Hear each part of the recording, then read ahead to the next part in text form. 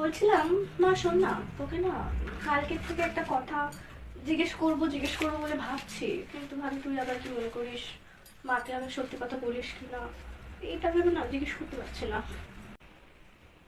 কালকে রাতে তোর ফোনে একটা ছেলের মেসেজ দেখেছি, তুই তখন ঘুমিয়ে পড়েছিলি, তখন আমি লাইট অফ করতে এসেছিলাম। তা কে হয় ছেলেটা? দেখে তো বেশ ভদ্রসভ্য, বেশ সুন্দরী মনে হলো, ভালোই দেখতেও ছিল। তা ছেলেটা কে হয় তোর? মানে একসাথে কলেজে পড়িস মানে? হ্যাঁ, হবে হয়তো কোনো বন্ধু। কি যেন নাম লেখা ছিল, পড়তে তো পারিনি, কি যেন কি ছিল, সৌজন্য সৌজন্য সৌজন্য, হ্যাঁ হ্যাঁ সৌজন্য। তা সৌজন্য কোথায় বাড়ি, থাকে কোথায়?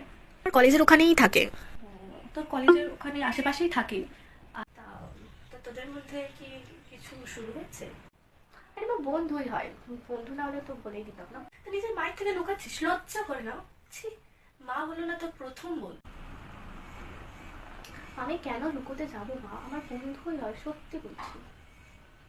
তো থাকে কি করে? আমরা একসাথে পড়ি। ও, তোদের সাথে পড়াশোনা করে?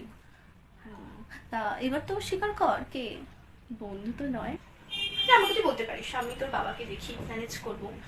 যদি ভালো হয় তাহলে একদিন নিয়ে আসবি আমাদের বাড়িতে, বাবার সঙ্গে আলাপ করিয়ে দেবো, ওখানে কথাবার্তাও হয়ে যাবে, বেশ ভালোই হবে। না, হ্যাঁ মানে বন্ধুই শুধু, মানে একটু একটু ক্লোজ, অন্য বন্ধু থেকে একটু আলাদা, ক্লোজ ফ্রেন্ড মা, অন্য কিছু না যদিও।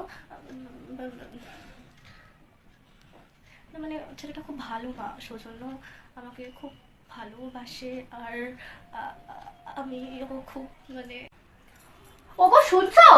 মেয়ে সম্মান সব ধুলে মিশিয়ে দিয়েছে, শুনে যাও গো, মেয়েকে এক করছো। মা, বাবা শুনতে পেয়ে যাবে, বলে যে আজ থেকে যাওয়া একেবারের মতন বন্ধ। মা, মা দোহাই, মা মা মা মা